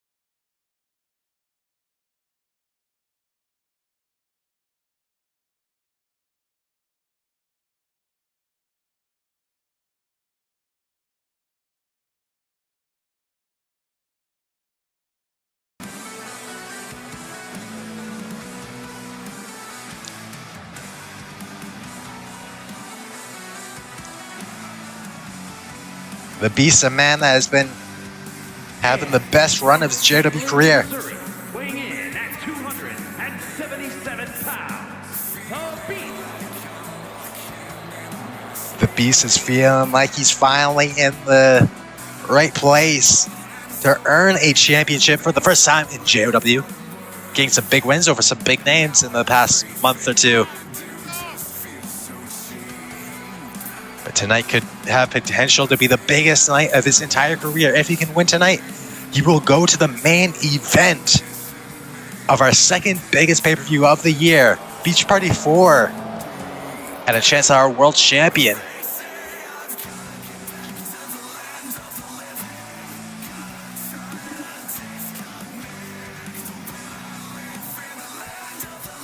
And from Dublin, Ireland, weighing in at 237 pounds, Frankie.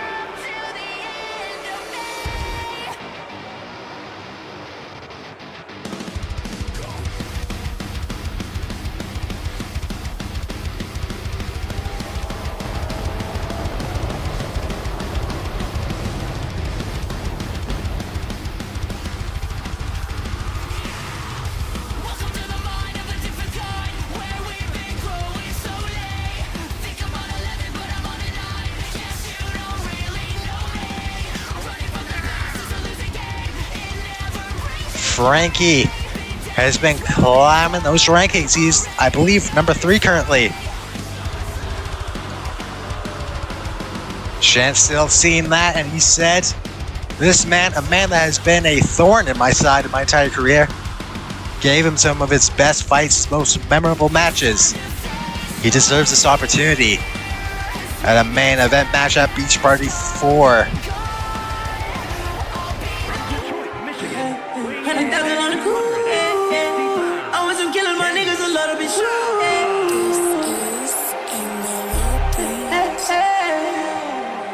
Hey, hey. 100,000 on the cool, yeah, yeah. I want some killers, my niggas a little bit shoot, yeah, yeah. I'm still having fights with some demons, don't know what to do, yeah, yeah. I did some shit in the streets, mama, you never knew, yeah, yeah. 100,000 on the cool, yeah, yeah. I want some killers, my niggas a little bit shoot, yeah, yeah. I'm still having fights with some demons, don't know what to do, yeah, yeah. I did some shit in the streets, mama, you never knew, yeah, yeah. Our final member of this main event battle royal, the controversial James Meadow. James Meadow, a man that Chance Sell cannot seem to escape. I don't know how many final time matches they've had in JW and around the community, but they have shared the ring many times, him and Chance. And this is your main event. All 6 men are in the ring and have got started on. Tell me in the chat, who's your prediction to win our main event and get a world title opportunity at Beach Party 4 against Chance Sill, the reigning, defending world champion. You can see Frankie and the Beast going at it. They have their history, and look at this from the House of Cards. That's very interesting. Tag team partners, not wasting any time. This is every man for themselves. And you're seeing that right now between Ace and Jason Evans. Frankie and James Meadow also have their history with one another. A lot of history to go around between the participants in this match. Frankie now super kick on the face of Jason Evans. Justice Stone trying to hang on from the Beast, who is attempting to eliminate a huge player in this match. Chance has gone on record to say that Justice Stone, he sees Justice as one of the best here in JW, one of the faces of this company. And he was great landmark, or a great exhibition champion. Look at this from Frankie, going for the elimination, but no. Justice was able to move out of the way, and Frankie was able to get down low to save himself from elimination.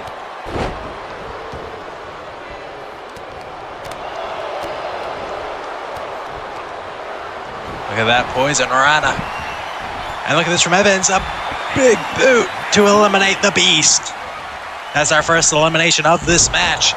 The Beast is out of there by the hands of Jason Evans, or should I say the feet of Jason Evans.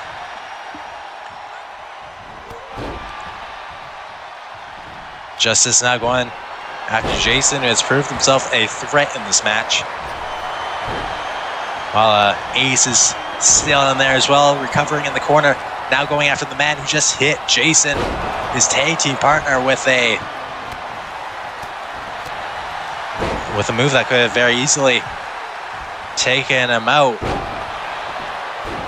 Just enough to toss him over that top rope, but Ace, I don't know if it was intentional or not, but he allows Jason to get back to his feet.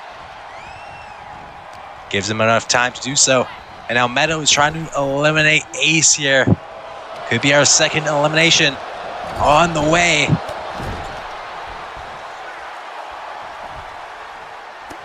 But Ace is fighting back. Meanwhile, Frankie in the corner, ganging. We're attempting to be tossed over top, but also able to fight out of it. Now a submission being locked on by Ace. Justice Stone, not a good place right now.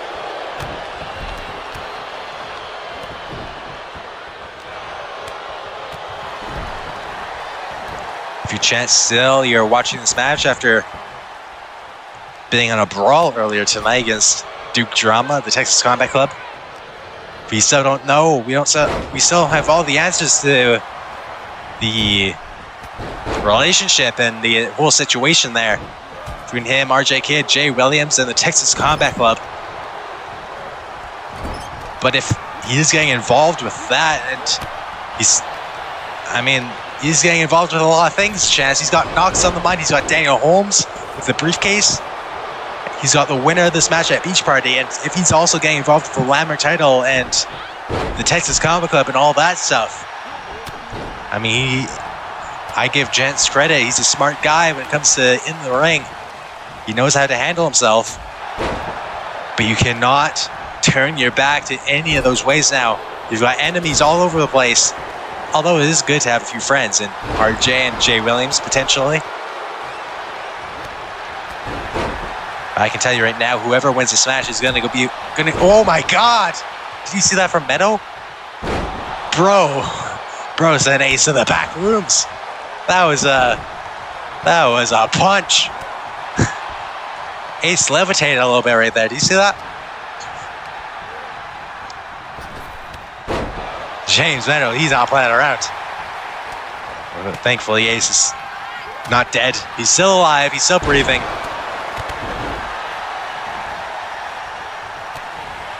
He rose up there for a second. Went to a better place for a few moments. Oh, look at that from Ace out of nowhere to his partner, though. The stomp. And out went away an angel by Justice Stone. Ace can't catch a break here. He's going through the... now a drop kick to the face. Poor Ace. So Frankie taking out Stone and Meadow from behind. Everybody after everybody. This one is on fire. This is for a shot at the World Championship at JW's second biggest pay-per-view, perhaps ever. There's Jason. And now the House of Cards, a deep six from Ace to Jason, his tag team partner. And a black mass to seal the deal. Jason trying to roll out of there to avoid elimination, but now put himself in a very dangerous position. On a BFD from Justice Stone, and from behind right after, a neck breaker from Frankie.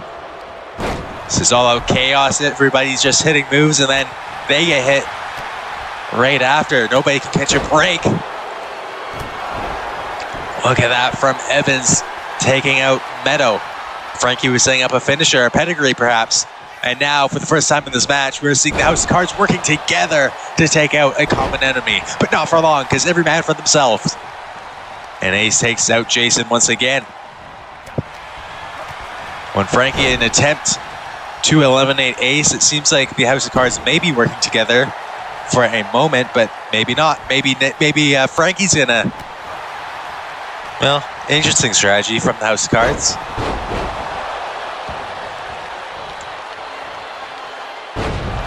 Oh, look at that from Jason. There are no real alliances in this match. Even if some people respect each other. They know that this is for a shot at the biggest prize in JOW, and look at this, Stone eliminated, and so is Jason Evans. Two eliminations back to back, and there goes Ace. We're down to the final two. It is James Meadow, and it is Frankie, the winner. And the last man standing will take on Chance Still for the JOW World Championship at Beach Party 4. And it might be over right here. James with a super kick to eliminate Frankie. No. Frankie holds on. And Frankie gets out of there. It was about to be James Meadow fighting for the world title. Perhaps become champion for the very first time in his JOW career. But Frankie is able to hold on and save himself. But the 1916 connects. And it's not looking good right now for James. He's been busted open by the boot of Frankie. Sling blade from Frankie now. We just seen 3 back-to-back eliminations a moment ago. Justice and the House of Cards all eliminated. And that shows that this can end at any point, any moment. Just one slip up will cause the deciding fall. And here goes Frankie into a submission center of the ring. This will wear down Meadow and perhaps be enough for Frankie to toss him over the top rope. But Meadow rolls him over top, and a boot to the midsection. Now some punches. Caught him with a second kick there. Even with the blood in the eye, Meadow is still going on. He just got him by the tights right there. Grabbed him by the tights and powered him up. But Frankie back to his feet. A little faster than Meadow anticipated. Tell me down below. This one can end at any point. Who is your pick to win this match? It could be either one of these men. And it might be Frankie right here. I see how it looks to eliminate James, I think. But no, James out of the corner. And a famous sir from James Meadow. He has never held any gold here in JOW. But he has been one of the very best, one of the top ranked, one of the most deserving competitors of gold here in JOW. Tonight could be his night that he could go on to change everything at Beach Party 4. But Frankie, he is one of the top 3 ranked men here in JOW. But it could be it for him right here. That punch missed, but that one connects. And he's looking to just push him down, push him off of that top rope. Once he loses that grip, he's done. He's gone. But Frankie fights back. My God. A drop kick now from James. And what is James going for here? A power bomb. He's continuing that wear and tear on Frankie so he can easily toss him over the top rope. But Frankie fights back once again. It's back and forth. Neither man can get the real edge here to get them over the top rope. Suplex.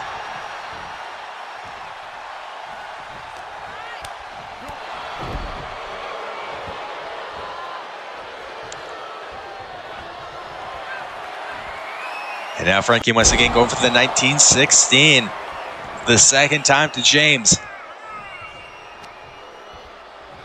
And he looks to take him to the corner. James might be out right now. He just got hit with the 1916 and a super kick eliminates James Meadow. Frankie is going to Beach Party, and he is getting a world title opportunity against Chance Hill, a longtime rival of Frankie. Well, that was a great main event, a great battle royal. And in the end, the top ranked contender for the world title, Frankie, proves that he is worthy. This is an opportunity Frankie has been fighting for a long time here in JOW. He's wanted a world title chance, no pun intended, for a long time, and tonight he earns it. It's a long time coming, but at Beach Party 4, he will face Chance Hill. Now, that was our main event, but we have some matches for next week to announce. Next week, the Landmark title will be on the line as RJ Kidd takes on Melody Robson one-on-one in a Born for Glory rematch for the title. The family and the Texas Combat Club will be ringside for this title match next week. But that's not all. We have more matches to announce. It's Ryan Wizard taking on KJ one-on-one after what we've seen earlier tonight. As well as that, I will be ringside for that match again. Very close and personal look. And one more match to be announced for next week before we say goodnight. It will be King Knox versus Liam Robson one-on-one in a hybrid rules match. What does that mean? We'll have to find out in the coming week on the details. But the Commonwealth, Brad and Helen Valiant will be ringside as well as Tommy Demise. Thank you all for watching, and we'll see you here.